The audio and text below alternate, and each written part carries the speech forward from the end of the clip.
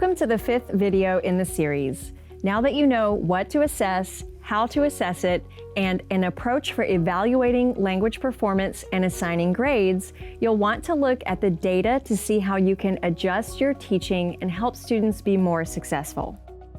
Let's go back to the example we used in video 4. Our summative assessment prompt for a Level 2 course was 2.1.A, Novice High to Intermediate Low. I can ask and answer questions about my family with simple elaboration in a spoken conversation using a mixture of short statements and sentences. After I've graded each student's performance, I can look at the data set to see where they are doing well and where they need to improve. Here's an example. Let's say this is my data set for 4th period. I'm going to look at the data by skill. The first skill in the prompt is to ask questions about family. From the data, I can clearly see here that almost all students are able to ask questions, except for a few. The second skill from the prompt is to answer questions about family. The data shows that all students can respond to questions about family. The third skill in the prompt is for students to use elaboration. I can see here that about 50% of the students can do this. The fourth skill in the prompt is for students to use a mixture of short statements and sentences. The data shows that all students are using short statements. However, about 50% cannot use sentences. Thus, based on my data, I'm going to make some instructional decisions to help them reach the performance goal of Novice High to Intermediate Low.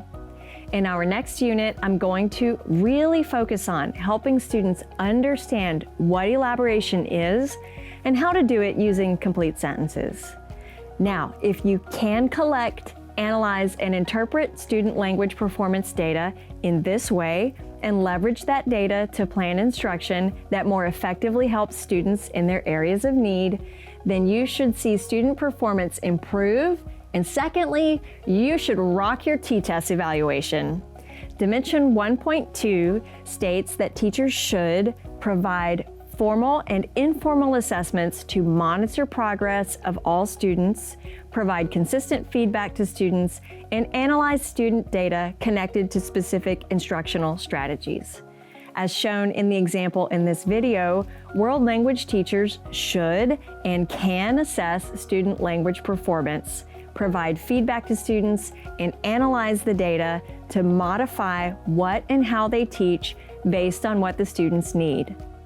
A teacher once said to me after an assessment workshop, "You have just uncomplicated a previously very complicated part of teaching."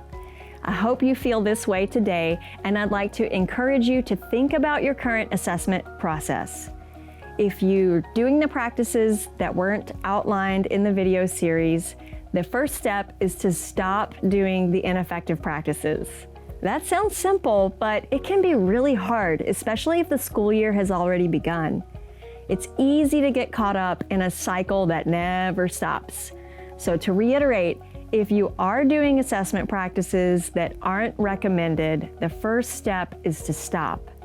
The second step is to write TEKS-aligned summative assessment prompts for your units before you start teaching the unit. Once you have your summative assessment prompts, teach your students to do them. Then, on the assessment day, evaluate how well they do the skills in the prompt and review the data to see what students are doing well and how you can help them in the areas that need improvement. Changing the way you assess students can be hard, but I know you can do it. Make a pledge to yourself and/or to your department. Your students, your administrator, and you will be glad you did.